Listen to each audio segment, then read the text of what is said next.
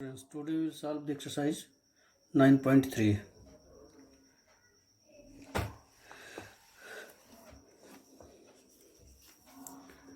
Before starting the exercise, first I want to remind you the formula which is used in this exercise. General term of GP. General term of GP, that is AN, is equal to AR to power n minus 1, or this is also known as nth term of GP, AR to power n minus 1, where A is the first term, R is the common ratio, N is the number of the terms. And sequence of GP are A, AR square dash dash dash AR power n minus 1. इसी फार्मूले से ये बना हुआ है कि अगर हमें nth टर्म का फाइंड करना है कि what will be the nth term of this sequence, तो then you can write AR power n minus 1. तो this is the sequence of GP. हम GP के सीक्वेंस को इससे कंपेयर करते हैं AR square dash dash AR power n minus 1. This is the first term, second term, third term. This is the first term, second term and third term, and this is the nth term. तो अगर हमें nth term find करना है कि कोई sequence दे रखा है और उसका हमको 10 टर्म फाइंड करना, 20 टर्म फाइंड करना, 100 टर्म फाइंड करना है, जैसे क्वेश्चन नंबर 1 में दिख रहा है यहाँ पे कि यहाँ पे एक सीक्वेंस गिवन है, हमें 20 टर्म फाइंड करना और nth टर्म फाइंड करना है. तो इसके लिए भी सॉल्व करेंगे क्वेश्चन. तो एक तो हमें क्या पता होना चाहिए, सीक्वेंस पता होना चाहिए GP का, और nth टर्म पता होना चाहिए. अब sum of nth term of GP. अब sum of nth term of GP कि अगर हमें मान लो इसमें ये S1 जिसको हम S1 से लिखते हैं सम को, तो ये this is the first term और this is the second term. तो sum of first two term is A plus AR. Sum of first three terms is A plus AR square. इस तरह से बनेगा ऐसे ही. तो अगर sum of first n terms find करना है तो क्या लिखते हैं, SN is equal to AR power n minus 1 upon R minus 1. कितना अप्लाई करेंगे जब R की वैल्यू क्या हो, ग्रेटर देन 1 है. और अगर A 1 माइनस R पे power n upon 1 minus R if R is less than 1. तो हमें सम का फार्मूला अगर अपन लिखा है सम फाइंड करना है तो sum of nth terms of GP, तो हमें ये फार्मूला अप्लाई करना है, SN AR power n minus 1 upon R minus 1. अगर कॉमन रेशियो 1 से ग्रेटर है तो हमें ये फार्मूला अप्लाई करना, और कॉमन रेशियो 1 से लेस है तो हमें ये फार्मूला अप्लाई करना. Where A is the first term, R is the common ratio and N is the number of the terms, and SN denotes the sum of n terms of GP. तो these are the formula which will use in this exercise. And S infinity, अगर हमें S infinity terms का find करना है, सम of infinity terms, तो क्या apply करेंगे, A upon 1 minus R. A upon 1 minus R. तो कोई सीक्वेंस दे रखा हो उसका इन्फिनिटी टर्म्स का सम फाइंड करना है, तो S इन्फिनिटी यानी कि इन्फिनिटी टर्म्स का सम. तो फर्स्ट टर्म रहेगा डिवाइड बाई 1 माइनस R. तो this is the sum of infinity terms. तो S infinity is equal to A upon 1 minus R. तो this is the formula for finding the sum of infinity terms, A upon 1 minus R. तो now the exercise 9.3 question number 1. In question number 1 you have to find the 20th term and nth term of GP whose terms are given 5/2, 5/4, 5/8 etc. यहाँ पे एक sequence given है, GP का एक sequence given है, हमको find करना है 20 टर्म्स. तो हम यहाँ पे देखें कि जो है क्या है, फर्स्ट टर्म क्या है. हियर फर्स्ट टर्म मतलब दिस इज द फर्स्ट, जो पहले लिखा होगा वो फर्स्ट टर्म कहलाएगा. Here A is equal to 5/2 and common ratio means divide the second term by first term, that is 5 by 4 upon 5 by 2. It means 5 by 4 multiplied by 2 by 5. ये cut जाएगा तो यहाँ से कितना आ जाएगा 1 by 2. तो common ratio is 1 by 2. Now you have to find the 20th term. तो it means a n is equal to a r power n minus 1 का यूज करेंगे, दैट इज एन. तो A20 a means 5 by 2 into r 1 by 2 की power n minus 1, that is 20 minus 1. It means if you simplifying, then you get the 820 5 by 2 into 1 by 2 की power 19. And अगर अब इसी चीज़ को इसको और सॉल्व कर सकते हैं कि ये इसको ले सकते हैं 5 वैसे ही रहेगा, और इसको कर सकते हैं 1/2 इंटू 1/2 की पावर 19. तो दैट इज 5 1/2 की power 20. So this is the 20th term. This is the 20th term of given sequence. And now we find the nth term. The nth term, that is an is equal to a is given 5 by 2 and common ratio is given 1 by 2 पे power n minus 1. nth term means n minus 1 लिखना है.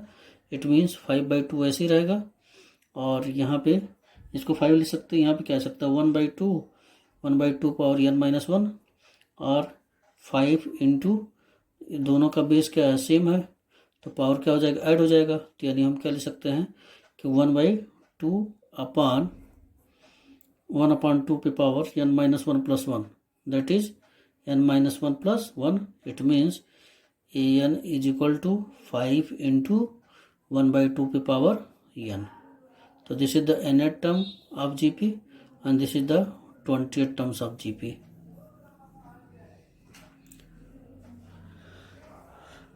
Okay, next question. Question number 2. In question number 2, find the 12th term of a GP whose 8th term is 198 is given. 192 is given and common ratio. Find the 12 terms of a GP whose 8th term. 8th term means A8 is given 192. So A8 means you can write it AR पे power 7 is equal to 192 is given. AR पे power 7 is equal to 192 is given. और हमको क्या find 12 term find करना है, हमें क्या पता होना चाहिए, A पता होना चाहिए और R पता होना चाहिए. तो 8 टर्म तो 192 गिवन है, और and the common ratio is 2. तो कॉमन रेशियो 2 दिया है, यानी हम आर की जब कितना पुट कर देंगे 2. तो इट मीन्स ए 2 पे power 7 is equal to 192, or a is equal to 192 upon 2 पे power 7, that is 192 upon 2 power 7. 2 power 7 means कितना हो जाएगा 128. 2 पावर 7 मीन्स कि 2 into 2 into 2 2 into 2 into 2 into 2 into 2 into 2 7 times 1 2 3 4 5 6 and 7. तो 2 2 जा 4 2 जा 8 2 जा 16 2 जा 32 64 एंड 128. तो दैट इज 128. तो इस तरह से हम यहाँ पे कॉमन रेशियो निकाल लेंगे, और यहाँ से ये 4 से देखते हैं 4 से कट जाएगा नहीं. 4 4 जा 16 4 4 जा 16 एंड 4 8 जा 32 4 3 जा 4 2 जा, फिर 8 6 जा 48 8 4 जा 2 3 जा 2 2 जा, यानी ए की वैल्यू कितनी आ जाएगी 3/2. तो ए की वैल्यू 3/2 है और आर की वैल्यू 2 है. तो फाइंड क्या करना है, ए 12 टर्म फाइंड करना है. इट मीन्स कि ए आर पे power 12 minus 1, that is A12 is equal to a r पे पावर 11. और ए की वैल्यू कितनी है, ए इज इक्वल टू 3/2 और आर की वैल्यू कितनी है, आर मीन्स 2. तो 2 पे पावर 11, यानी कि हम यहाँ से देखें 2 का एक पावर कैंसिल हो जाएगा, तो हम क्या लिख सकते हैं 3 इंटू 2 पे पावर 10. तो this is the answer. This is the 12th term of AP. 3 into 2 power 10.